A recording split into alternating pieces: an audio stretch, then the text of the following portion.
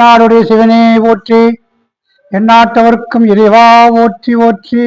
பார்ந்த ஆன்மீக பெருமக்களே, என்னதான் விஞ்ஞானம் உங்களுக்கு உயர்ந்திருந்தாலும் மனிதன வாழ ஆரோக்கியமாக இருக்க வேண்டும் என்றால் பழைய முறைக்கு செல்ல வேண்டும். உதாரணமாக நீங்க ஒரு 50 ஆண்டுகள் பின்னோக்கி பார்த்தால் உங்களுக்கு எல்லாமே புரியும். அந்த காலத்துல இந்த மாதிரி கேஸ் கிடையாது, குக்கர் கிடையாது, விறகு மண் அடுப்பு தான் செய்வாங்க. அப்ப என்ன செய்வாங்க, ராகி கல்லில் சோளம் நெரிப்பாங்க. அது ஒரு பெரிய ஒரு ஆரோக்கியமான ஒரு இதயத்துக்கு ஒரு பயிற்சி. தின சோளம் குத்துவாங்க, அது கை காலுக்கு பயிற்சி. ரெண்டாவது மாவாட்டுவாங்க, அது உடல் அத்தனைக்கும் சேர்ந்த பயிற்சி.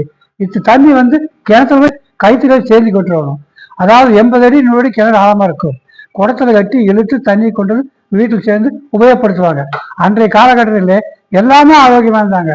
காரணம், இயற்கையான ஒரு தேக பயிற்சி கிடைச்சது, காற்றோட்டம் கிடைச்சது, இயற்கையான உணவு கிடைச்சது.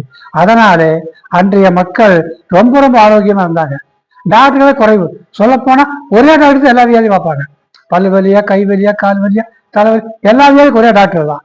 இன்னைக்கு அப்படி கிடையாது. ஒவ்வொரு உறுப்புக்கும் ஒரு டாக்டர்கள், ஒவ்வொரு வியாதிக்கும் ஒரு டாக்டர்கள். அதனாலே வியாதி அதிகமாக காரணம் நம்ம சுற்றுச்சூழல், நம்முடைய உணவு பழக்க வழக்கங்கள். அதனால் நீங்க உங்கள் சந்ததிகள் ஆரோக்கியமா இருக்க வேண்டும் என்றால் நீங்க பழைய நிலைக்கு மாற வேண்டும். என்னதான் ஒரு சந்திரனுக்கு போனாலும், சந்திரனுக்கு குடியிருந்தாலும் நமக்கு இருந்துதான் ஆகணும், வேறு வழியே இல்லை.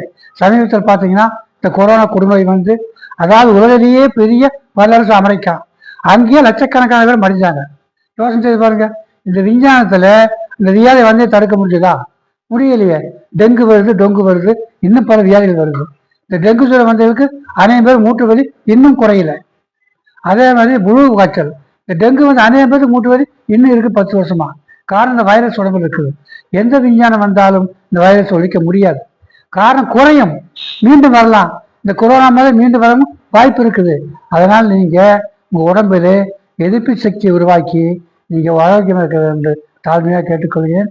அதற்கு இந்த மூலிகை மருந்து, மூலிகை மாத்திரை இதை உபயோகித்து நீங்கள் நலமுறை இருக்க வேண்டும் என்று உங்கள் அனைவரும் இந்த வெற்றிவேலாய் பெருமான் சார்பாகவும் அவனுடைய அனுக்கிரகத்தால் நலமாக இருக்க வேண்டும் என்று வாழ்த்துகிறேன்.